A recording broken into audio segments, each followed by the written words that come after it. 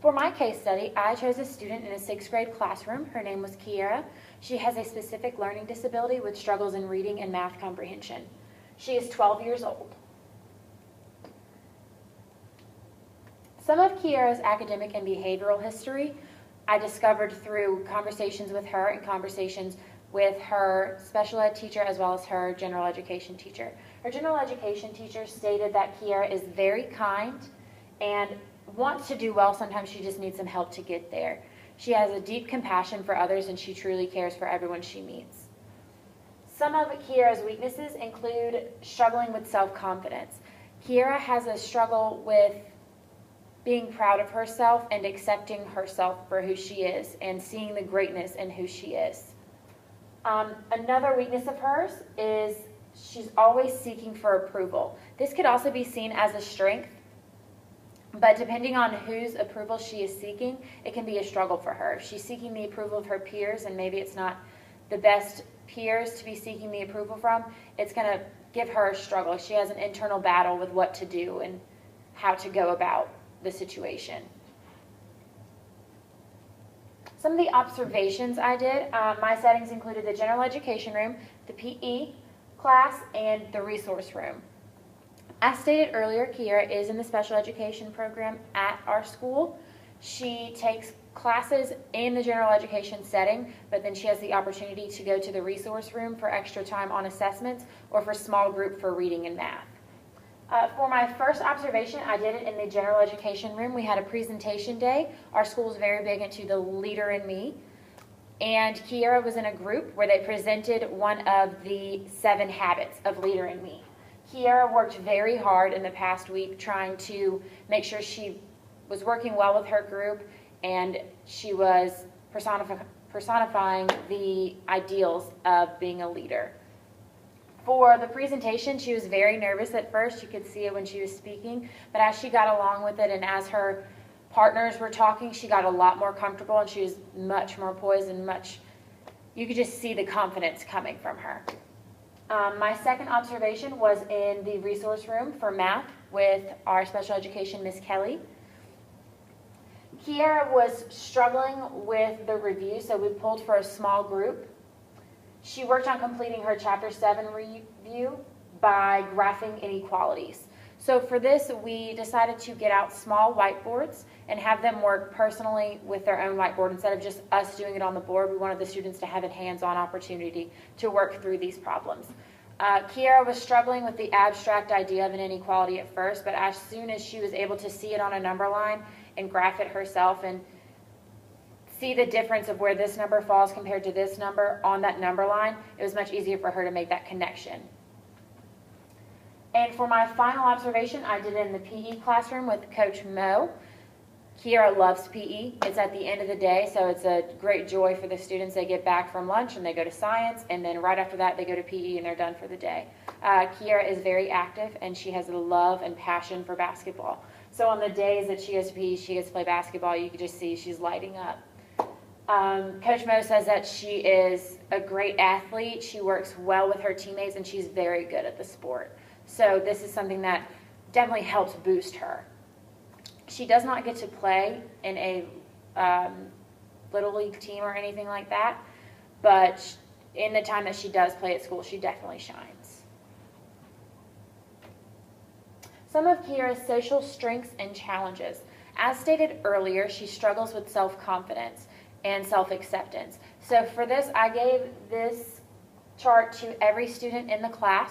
I had them chart out their best friends, who they would like to be friends with, who they play with or sit with at PE and lunch, and who are the people they think are smart. So Kiera chose some of the same people for some of her answers. For example, her 3 best friends in the class were 3 people that she spends most of her time with during the school day.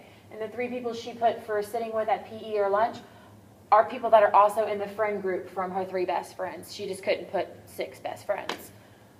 These students are all generally around the same academic level and in the same demographic home-wise. She spends most of her time with these people. Sometimes it is a great thing, sometimes it is a struggle for her. they will cut up at times, and she has to disconnect and remember what she's supposed to be doing and try to remain on task. That's one of the things we worked on this semester. Some of the people she wanted to become friends with are actually some of the people that are some of the very smartest people in the class. As I said earlier, she wants to do well. She strives to be great. One of her goals that we set for her was to get A's and B's this semester. And these are people that would help her get to that point. And 3 people she thinks are smart. One of them was one of the people that she spends most of her time with. And the other 2 were some of the people that she mentioned that she wanted to be friends with. As stated earlier, some of her strengths are that she's very kind. She's extremely loyal to her friends. She will take up for you. When she builds that connection with you, you are in her heart. And she's very eager. She wants to do well. She wants to impress you and to make you proud. Her challenges with this assignment, they were to spend the week trying to get to know these people she'd like to be friends with. And so I challenged her to go and talk to them, to make the effort to build that relationship. At first, she was very excited, very into it. And then when I met with her again, she was very short in her responses to me. You could tell that she very much so struggled with this. She's extremely shy, so putting herself out there to make those connections and build those relationships was very hard for her. And so she didn't really do well. She needed me to be back there pushing her, telling her, go say to this, go do this. So this was a very difficult challenge for her. Her low confidence feeds into that. She feels that she can't be accepted, so she'd rather just stay where she is.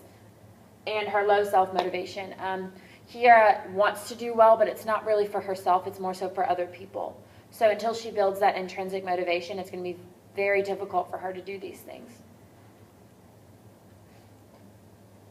Effective interventions. As stated earlier, some of the things Kiara does during the day for math and reading is she goes to the resource room. She does this for small group and she does this for testing at times. These help her in different ways. For example, some of her reading lesson accommodations for my lessons as well as the general education teachers' lessons included extra time on assessments and option to test in the resource room. The science lessons were the same thing, except she also got a review for the math.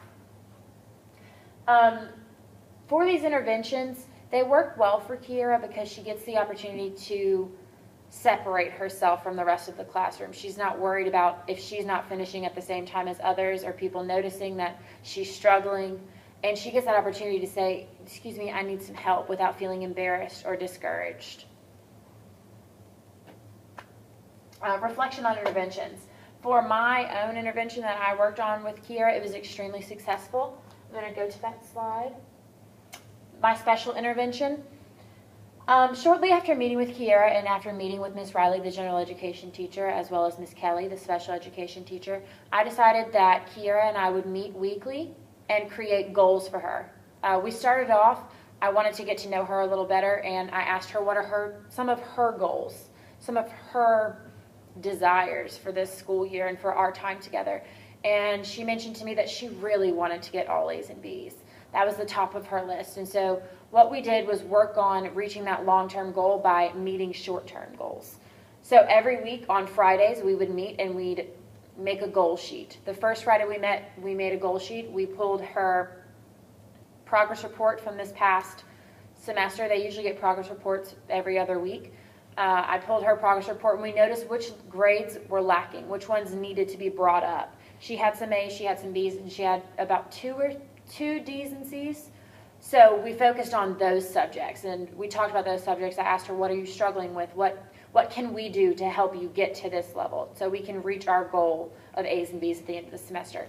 So we focused, we decided that some of it was her attentiveness and her behavior that were really struggling, making her struggle.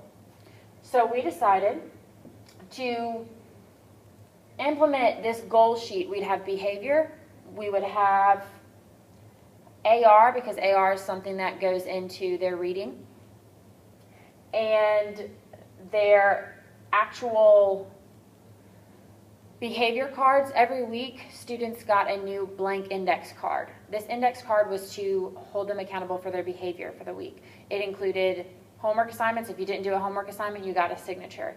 If you acted out in class and were disruptive, you got a signature. And at the end of the week, if you had 3 signatures, you do not get to participate in Fun Friday with the rest of 6th grade. So we put that on there. We wanted to make sure she didn't have any signatures on this behavior card. We wanted to make sure she was on task at all times, she was paying attention to what the teachers were saying to her, and she was doing all of her work, completing all of her assignments. Her subjects we really focused on were history and reading, because those seem to be her lower subjects. So for history, we discussed, what do you think needs to be done for you to reach this goal, for us to bring up this grade? And we decided that she just needed to make sure she was turning in all of her assignments. I saw that she had some zeros and some blank spaces. So we discussed with her social studies teacher, what are some things that we can do to bring these up? And she gave her the opportunity to complete those assignments for half or more credit. And so each week we put it on the goal sheet, complete all assignments for history. Make sure you pay attention in history. No talking unless talking to. Stay focused. If you must, seat away from your friends. And then for AR, every week I wanted her to build up her points, because she had a point goal. She wanted to reach 30 points by the end of the year, and to build up her comprehension level. She was at an 82%, and we really wanted her to be at a 90%, so that could average in with her reading grade very well. So each week we would have 2 different books she would choose from. She loved Captain Underpants, so I allowed her to use that as her pleasure book to get some extra points. They're about 4 points apiece, but they're generally a little longer. So each week she would only read a few chapters for me. She would have Monday through Friday to read about 4 or 5 chapters throughout that week. And then she'd have an on-level book. Her level is below level. She was at a 3rd grade level, and we wanted to boost that up and bring that higher. So we started off small. We went to the lower level of her AR level, and I told her, just read 1 book. I want you to read it 3 times for me, and at the end of the week you're going to test, and I need you to get a 90% or above. And each week we did this, and each week she seemed to go up more and more. So by the end of it, I think she was at a 5th grade level, striving to get to that 6th grade level, and her comprehension actually went up. I want to say it was at an 88%. So these were all effectively working. Her social studies grade from last week, she had a B. Her reading grades were scooting up. She had a B. We noticed that all of her A's had gone down to B's as well, so we wanted to start focusing on making sure that she was keeping those grades while trying to bring up these other ones. We were focusing on maintaining as well. As I said, they were a success. Social studies went from a D to a B, 88% comprehension, and she was at 22 points. She needs 8 more points before the end of the year to reach her goal of 30 points for AR. Fun Friday privileges. She would generally only have about 1 signature on a card a week, which allowed her to participate in Fun Friday. There were only 2 weeks out of this entire semester that I've been working with her that she did not get to participate. So it was very successful. Teachers were very pleased and very happy with the behavior that Kiera was presenting. One struggle we had with this, though, was she began to rely on meeting with me instead of making this her own personal thing. If I was not there to help her make the goal sheet, she didn't make it. She would wait for me to get there. And so we had to have that discussion of, I am only here for so long, and yes, I am doing this for you, but we've got to make this to where you do this for yourself as well. This is something to build for you, not for me.